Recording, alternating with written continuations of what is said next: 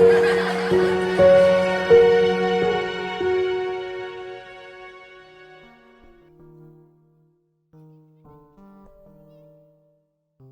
everyone, welcome back to our channel. Eric here in the school garden.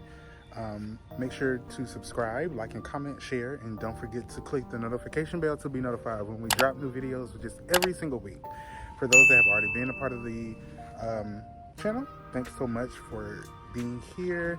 We would like to shout out our latest subscriber right there. Thank you so much for following us, subscribing, and being a part of our journey here in our gardens. And I forgot to put that in.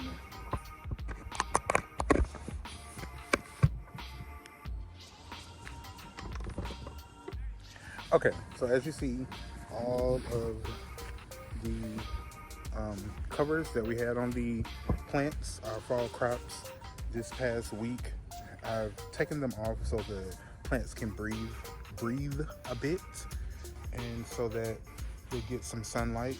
I am, however, going to put the covers back on this area right here where we have some Napa cabbage, and that area back there where we have even more Napa cabbage.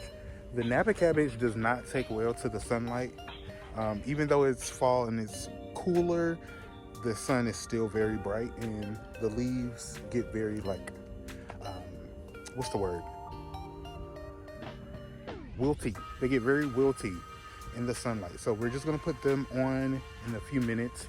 And I was gonna actually take you guys around the garden.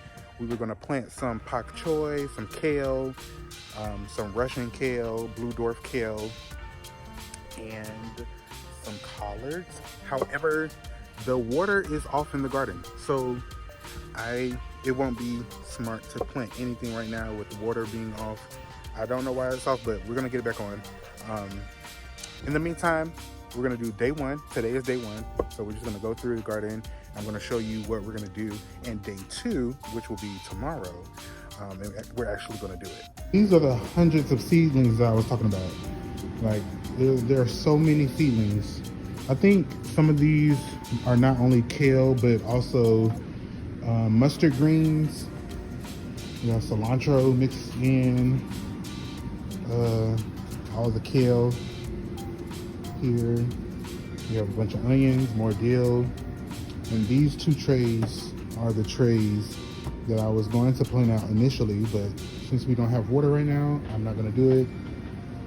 But I did have a little water in my water bottle, so I planted, this is broccoli rabe, and these are some of our pak choi seedlings. So these are in their new home. These will be here until we harvest them completely, and then we'll reuse these two pots. We're growing onions in here in the greenhouse as well, and carrots in this bucket. Once the onions get big enough and thick enough, we're going to actually put them out into the garden. So we wanted to try our hand at growing our own onions, and everything seems to be doing pretty fine, pretty good. We have even more onions and more cups on this table, even over there as well. I'm not sure if the onions in these small cups will get large enough to go out in the garden. I'm not sure. Let us know in the comments if you ever started your onions in these small little cups or in any small tray. We want them to get big enough so we can transplant them into the garden, but not sure if they're gonna get bigger than this. Only time will tell. But this is our fall. These are our fall crops right now. We're still transplanting them out into the garden. We didn't do any plants this week because it was cold, very, very cold temperatures, and it wouldn't have been smart to transplant during, you know, cold, very cold temperatures, because the plants would have died. But now that we have warmer temperatures for these next few days, we're gonna get as many plants out into the garden as we can. We're in front of our southern collards. We have a lot of them. We came earlier. We came, I believe, a week and a half ago. And excuse me. And we thinned them out and gave each plant their own space. And you can see that has done a great job in providing all of the plant space, and they're getting even bigger. So in front of them, we are going to add some compost and some additives that you see there. Day 2, we're going to plant kale and pak choi here. Well, maybe not. I think we'll probably just put kale here, and the pak choi we'll put here in this area right here, along with dill and cilantro, because I want to be able to give the pak choi some shade. So this is a perfect spot to give them some shade. And we'll put some, like I said, dill and cilantro there, so we can have more herbs in the garden this fall.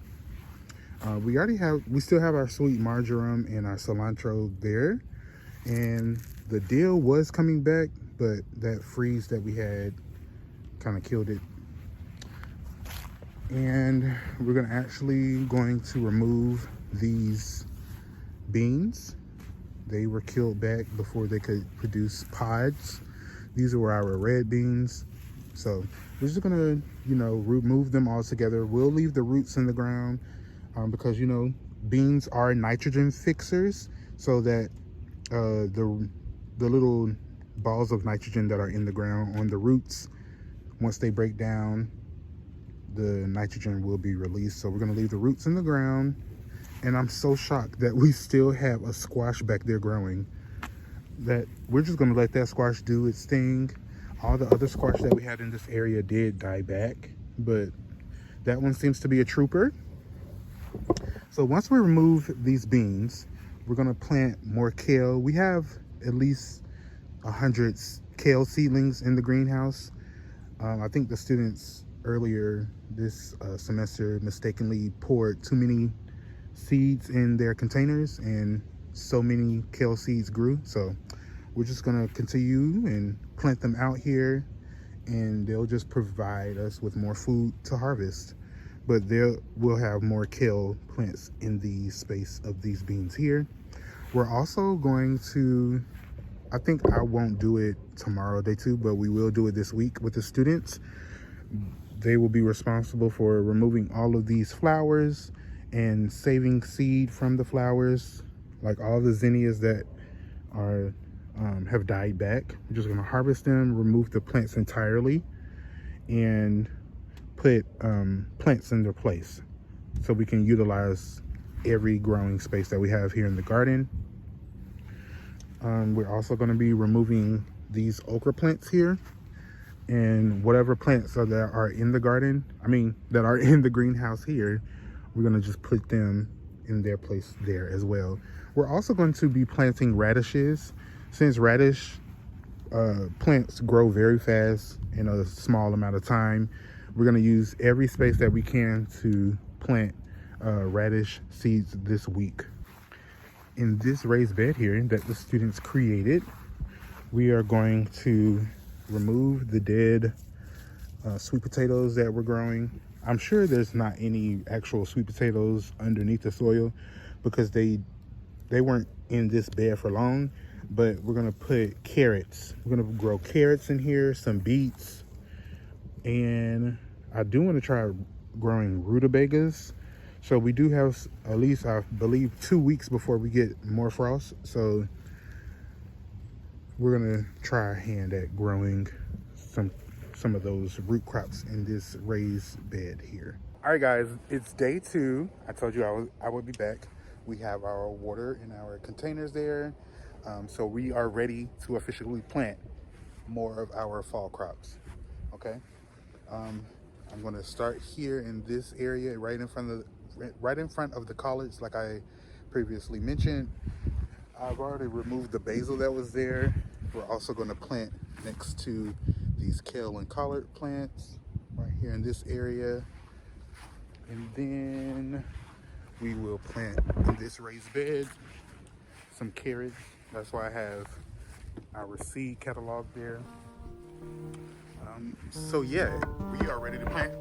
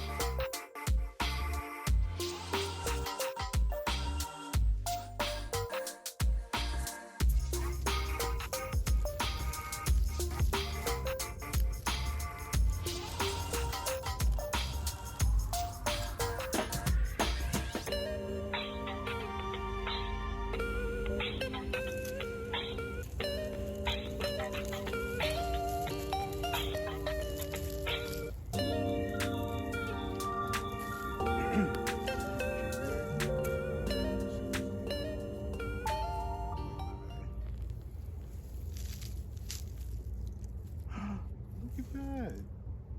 Okay, so we just found these sweet potatoes. All of these sweet potatoes. If we had warmer weather and more months to go in that warm weather, these would have all been potatoes. But I'm gonna put these in the small bed over there, and put some compost on top of them. I don't know. I don't know if we should like leave them in this bed. I think we'll just leave them in this bed. Like dig a deep hole, not too deep, but deep enough where our carrots will still have space to grow deeper, and where these will be able to just be stored in the soil until they are ready to grow come March or April. So let's go ahead and just dig a deeper hole and place these back in the soil.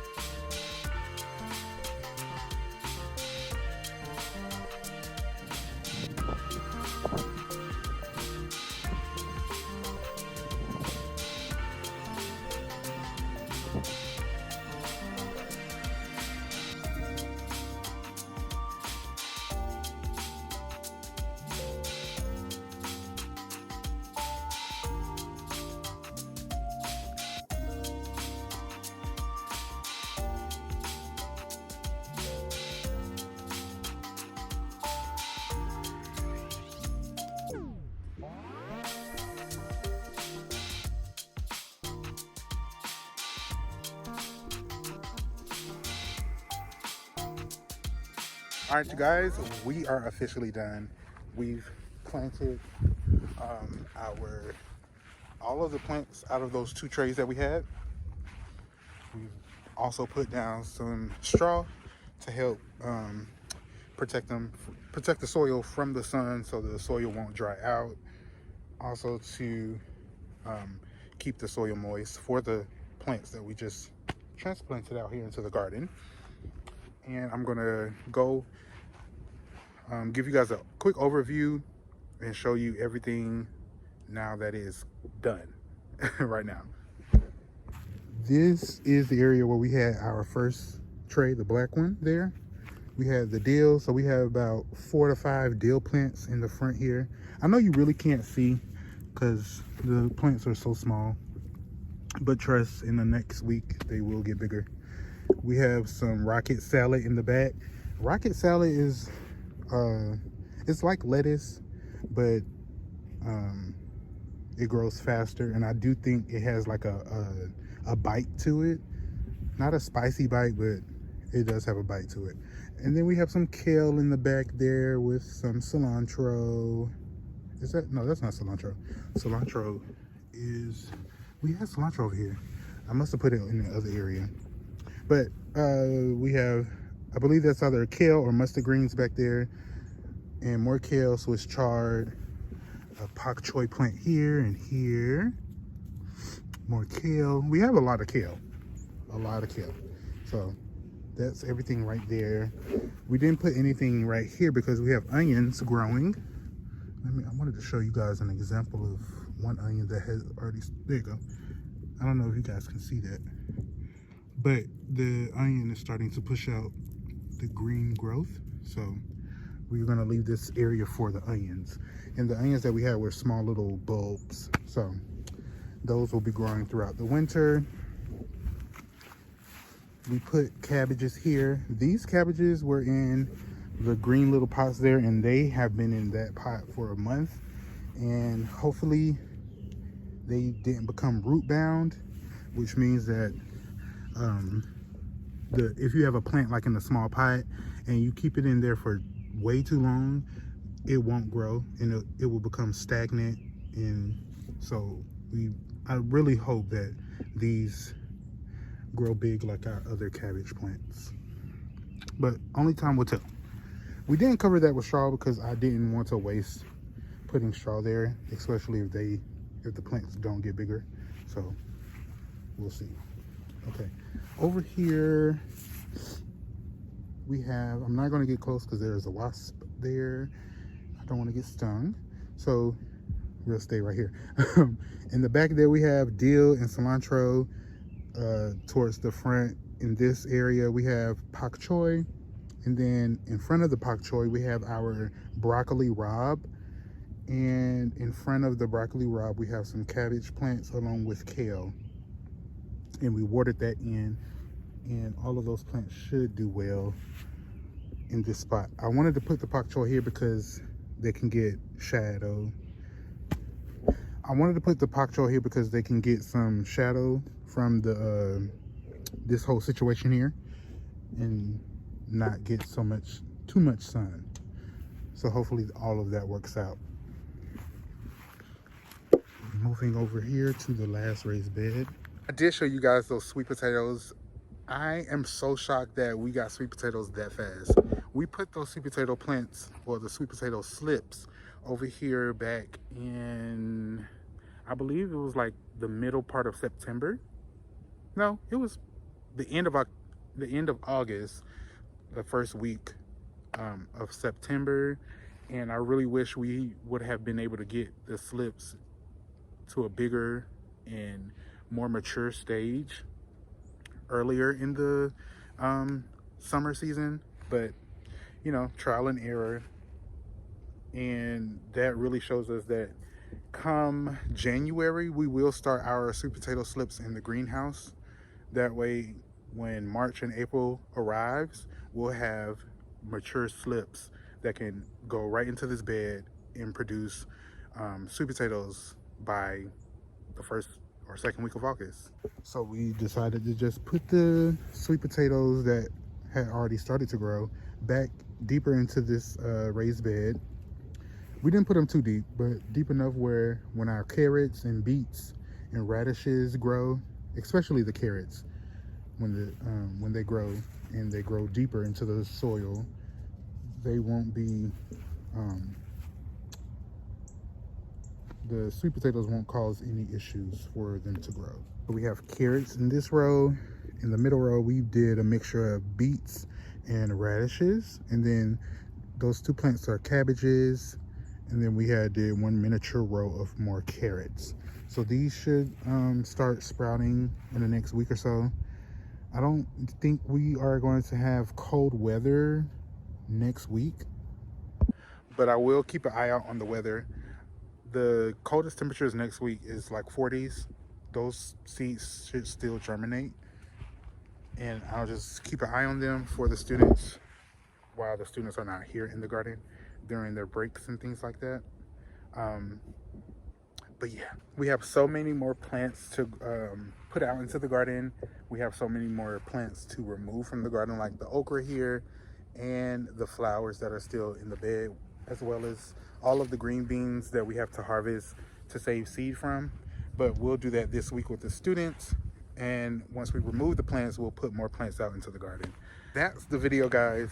I want to thank you guys so much for tuning in and staying to watch it to the end. If you have watched it to the end, make sure to follow us on Facebook and Instagram at EBLLCINC. Follow us on TikTok at Project Grape. Don't forget to watch all of these playlists here in regards to our garden tours. And we will see you guys later in the garden. Bye.